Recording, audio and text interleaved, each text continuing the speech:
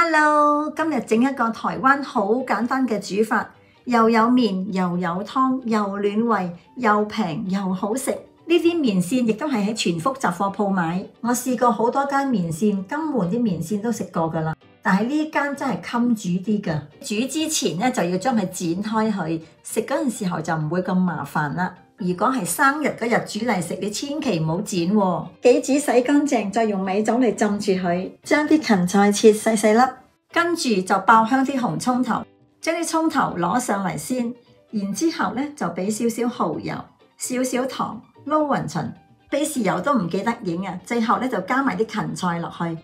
如果你冇芹菜，你俾蒜蓉都好夾㗎。俾少少麻油嚟煎蛋，呢一款荷包蛋就要用中火嚟煎佢，因為要煎到佢焦香。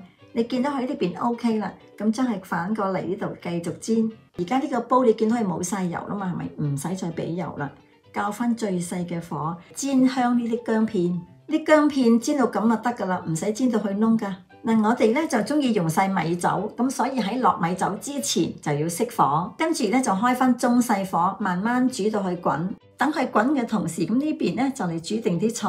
嗱，又試翻嚟呢度咯，你見到佢滾咧就轉翻細火，加埋兩隻蛋落去，滾多2分鐘，等佢啲蛋香味出咗嚟。咁而家咧就可以俾少少豉油落去，俾豉油個湯嘅顏色咧就比較靚啲。咁跟住咧就俾少少麻油落去，滾多2分鐘咧就可以落埋啲杞子落去，再滾多1分鐘，咁就 OK 噶啦。呢碗湯唔錯噶，暖粒粒，你飲完係唔會醉噶喎，因為頭先滾咗咁耐啦嘛，係剩翻係酒嘅香味同埋甜味。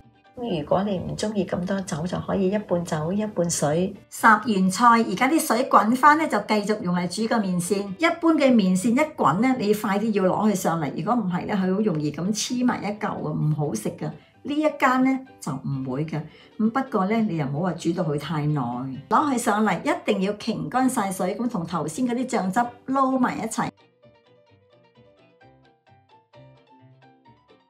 最後咧就加埋啲紅葱落去啦。如果你唔係啱啱爆啲紅葱頭，咁呢個碟係冇油噶嘛，就要俾少少麻油落去撈啲麵線啦。想煮到呢啲麵冇話爛晒啊，黐埋一嚿，除咗呢檔麵可以襟煮之外，一定要俾足夠嘅水分，同埋要一個一個煮。